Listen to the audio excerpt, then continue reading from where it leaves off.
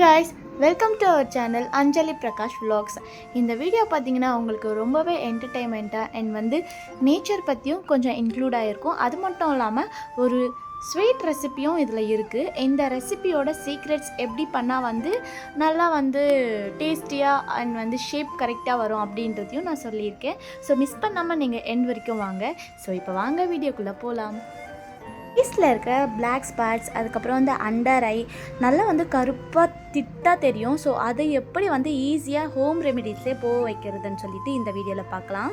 அதுக்கு நான் ஒரு கற்றாழை முழுசாக எடுத்துகிட்டு க்யூபாக கட் பண்ணிவிட்டு ஃபேஸில் சர்க்குலர் மோஷனில் 5 மினிட்ஸ் நல்லா மசாஜ் பண்ணிவிட்டு சில் வாட்டரில் ஃபேஸ் வாஷ் பண்ணுங்கள். சூப்பர் ரிசல்ட் இருக்கும். ரிசல்ட் கொஞ்சம் லேட் ஆகும், பட் கன்சிஸ்டன்சியாக பண்ணும்போது சூப்பராக கேட்கும். ட்ரை பண்ணி பாருங்கள், அப்புறம் நீங்களே சொல்வீங்க.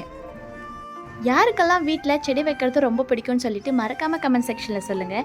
எனக்கு ரொம்பவே பிடிக்குங்க. சின்ன வயசில் அப்பா இந்த மாதிரி வீட்டிலலாம் நிறைய செடி வளர்ப்பாங்க. ஸோ அவங்கள பார்த்து எனக்குமே அந்த செடி வளர்க்கணும், நிறைய செடி வீட்டை சுற்றி இருக்கணும், நிறைய ஃப்ளவர்ஸ் இருக்கணும், அந்த மாதிரி ரொம்ப ஆசைப்பட்டு நானுமே அதை வளர்க்க ஸ்டார்ட் பண்ணேன். எவ்வளோதான் மனசில் கன்ஃபியூஷன் இருந்தாலுமே அங்கே போயிட்டு ஓரளவுக்கு அந்த செடியை பார்க்கும்போது மைண்ட் ஃபுல்லாக காம் டவுன் ஆகிடும். இந்த மாதிரி சின்ன வயசில் அப்பா கிட்ட பார்த்து நான் செடி பைத்தியமாகவே ஆகிட்டேன். எங்கேயாச்சும் ஒரு டிஃப்ரெண்ட்டான ஃப்ளவர் செடி இருந்தாலுமே இது என்ன ஃப்ளவர் அப்படின்னு தெரிஞ்சுக்கிறதுல ஆர்வம் ஜாஸ்தியாக இருக்கும். பூக்கள் பார்த்திங்கன்னா நம்ம வீட்லேயே நம்ம செடியில் பூத்த பூக்கள், இது பார்க்கும்போது ஹாப்பியாக இருக்குது. இது அப்படியே நம்ம சாமிக்கு வச்சிடலாம். செம்பு பாத்திரம் ஈஸியாக எப்படி க்ளீன் பண்ணணும் அண்ட் எவ்வளோ நாளைக்கு இது க்ளீன் பண்ணால் அப்படியே இருக்கும் அப்படின்றத நான் ஒரு ஷார்ட்ஸாக எடுத்து போட்டிருக்கேன். ஸோ மிஸ் பண்ணாமல் அந்த ஷார்ட்ஸை போய் பாருங்கள். அதோட லிங்க் வேணும்னாலும் நான் டிஸ்கிரிப்ஷனில் கொடுக்குறேன். இது ஒரு ஈவினிங் 6:30க்கு மேலே எடுத்த வீடியோலாம். இப்போ ரைஸ் குக் ஆகிடுச்சு. ஸோ சாதம் வடிச்சிக்கலாம். நிறைய பேர் கேட்டிருந்தீங்க, நீங்கள் சாதம் வடித்து தான் பண்ணுவீங்களான்னு சொல்லிட்டு. நான் குக்கர்லலாம் செய்ய மாட்டேங்க. குக்கரில் செஞ்சால் அது என்னமோ சாப்பிட்ட மாதிரி கிடையாது, ஜீரணமே ஆகாத ஒரு ஃபீலிங் இருக்குது. அது மட்டும் இல்லாமல் என்னோடய ஹஸ்பண்ட் குக்கரில் சமைச்சோன்னா சாப்பிடவே மாட்டார். அதனால் மோஸ்ட்லி சாதம் வடிச்சிடுறது. வடிக்கிறதுனால ஒரு பெனிஃபிட் என்னன்னு பார்த்தீங்கன்னா, அந்த வடிக்கிற கஞ்சியுமே நம்ம ஹேர் பேக்காவோ இல்லை ஷாம்பு டைல்யூட் பண்ணும்போது அந்த வடித்த கஞ்சியே வச்சு டைல்யூட் பண்ணி ஹேர் வாஷ் பண்ணிக்கலாம். ரொம்ப சூப்பர் ரிசல்ட் இருக்கும். ஹேர் திக்காக வளர்கிறதுக்கு நிறையவே சான்ஸ் இருக்குது. வீடியோ ஸ்டார்டிங்லேயே சொல்லியிருப்பேன், ஒரு ஸ்வீட் ரெசிபியும் உங்கள் கூட ஷேர் பண்ணிக்கிறேன்னு சொல்லிட்டு. அது என்னென்னு பார்த்தீங்கன்னா குலாப் ஜாமுன்னா. நிறைய பேர் என்கிட்ட கேட்டாங்க, இந்த குலாப் ஜாமுன் எப்படி நீங்கள் மட்டும் ரவுண்ட் ஷேப்பில் உடையாமல் பண்ணுறீங்க அப்படின்னு சொல்லி கேட்டிருந்தாங்க. ஸோ ஒன்று வாங்கினா ஒன்று ஃப்ரீன்னு சொல்லி போட்டிருக்கோம் இல்லையா, அந்த மாதிரி இன்ஸ்டன்ட் குலாப் ஜாமுன் மிக்ஸ் தான் நான் வாங்கியிருக்கேன். ஒரு பேக்கெட் பிஃபோராகவே செஞ்சு முடித்து சாப்பிட்டு அன்றைக்கே காலி ஆயிடுச்சு. ஸோ இது ஒரு 20 டேஸாக வீட்லேயே இருக்குது. பாப்பா கேட்டுகிட்டே இருக்கிறதுனால இப்போ ப்ரிப்பேர் பண்ணலான்னு நினைக்கிறேன்.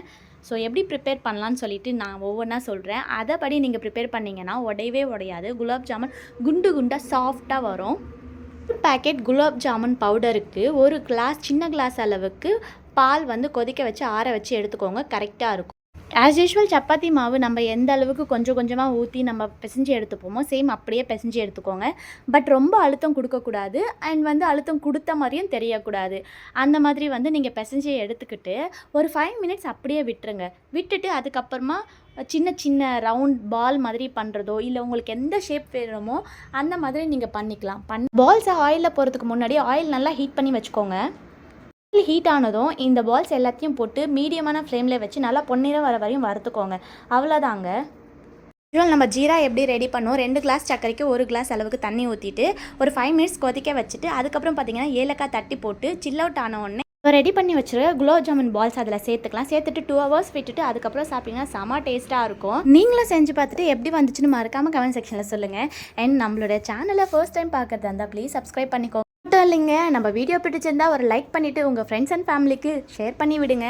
அது இன்னொரு இன்ட்ரெஸ்டிங் வீடியோவில் பார்க்கலாம். அது வரைக்கும் பாய். தேங்க்யூ ஃபார் வாட்சிங்.